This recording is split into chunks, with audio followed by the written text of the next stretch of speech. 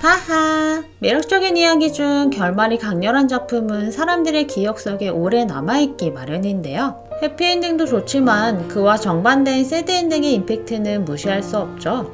특히 비극적인 결말은 많은 사람의 눈물을 자아내곤 합니다. 작품 속 수많은 비극 중 몇 가지를 골라봤는데요. 지금부터 함께 알아볼까요?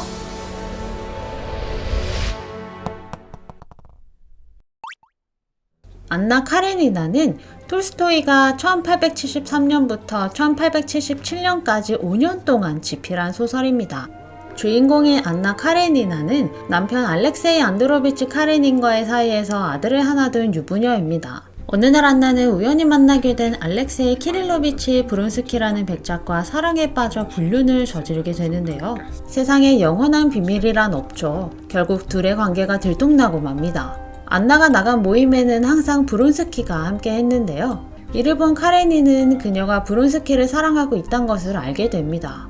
당시 시대 분위기상 이혼하는 것보다 그들의 사이를 묵인해주는 게 더 낫다고 여긴 카레니는 둘을 가만히 놔두는데요. 하지만 불륜에 대한 사회적 시선은 좋지 않았죠. 둘의 관계는 주위 사람들을 떠나게 했고 브론스키마저 예전 같지 않은 태도로 안나를 대했습니다.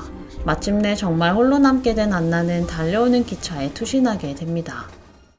안나 카레니나는 겉보기엔 단순히 불륜을 다룬 소설로 보이는데요. 깊게 파고들면 당시 귀족 계급과 러시아의 사회, 도덕, 철학 등의 문제와 삶과 죽음에 대한 것, 그리고 위선과 종교적 신념을 잘 고찰한 사회적 소설입니다. 작가인 톨스토이는 자기 작품 중 이 소설을 가장 좋아했다고 하네요. 폭풍의 언덕이라는 제목으로 잘 알려진 외더링 하이츠는 에밀리 브론테가 1847년에 발표한 소설입니다.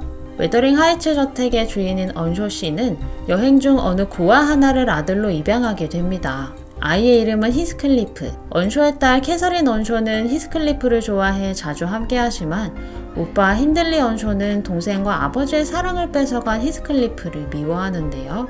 힌들리에게 학대당하고 삐뚤어진 히스클리프는 캐서린이 다른 사람과 결혼하자 그녀에게 복수를 결심합니다. 그러나 그가 관가했던 것이 있는데요. 바로 캐서린은 여전히 히스클리프를 사랑한다는 것입니다. 그녀가 다른 사람과 결혼한 이유는 상대가 부자였고 그 돈으로 히스클리프를 구하기 위해서였으나 결국 오해를 풀지 못하고 캐서린은 열병으로 사망합니다. 이 작품은 인간의 삶과 죽음, 현실과 환상, 사랑과 배신, 그리고 인간 본성과 실존에 대해 다룬 깊이 있는 소설인데요. 시대를 너무 앞서간 탓인지 당시에는 빛을 발하지 못했지만 20세기에 들어서며 서서히 두각을 드러낸 작가의 처음이자 마지막 작품입니다. 비록 작가는 이른 나이에 병으로 사망했지만 작품은 사람들에게 영원토록 남았죠.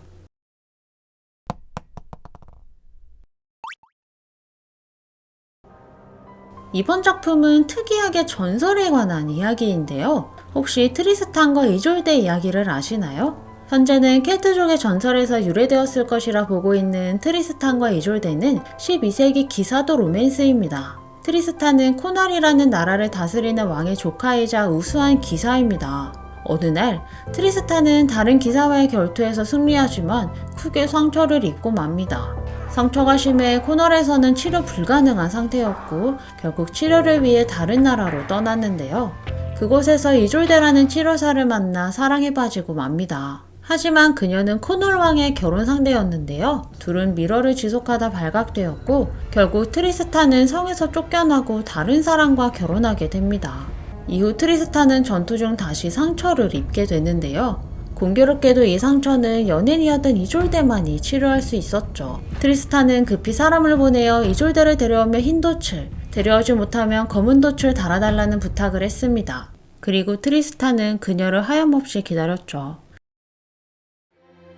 드디어 그녀가 당도하는 날, 그녀를 마중하기 위해 트리스탄의 부인이 나가서 배를 기다리고 있었는데요. 이윽고 먼 곳에서 돛대가 보이기 시작하는데 그 돛은 바로 흰 돛이었죠. 이졸데가 도착한 것을 알자 질투심에 눈이 먼 트리스탄의 부인은 배가 검은 돛을 달고 왔다라며 그를 속입니다. 결국 트리스탄은 낙담하여 사망하죠. 전형적인 비극을 다룬 이 전설은 13세기 초 고트프리트 폰 슈트라스부르크가 처음 판본으로 제작하게 되는데요. 이후 이 판본을 토대로 작곡가 리하르트 바그너 등이 작품을 만들어 세상에 널리 알려지게 됩니다. 총 3편의 비극적인 로맨스 이야기를 살펴봤는데요. 아마 충격적인 결말 때문에 지금까지 오래도록 기억에 남은 건 아닐까 싶습니다. 비록 픽션이긴 하지만 여운이 길게 남는 기분이네요. 이번 탐험은 여기까지입니다. 그럼 이만, 봐봐!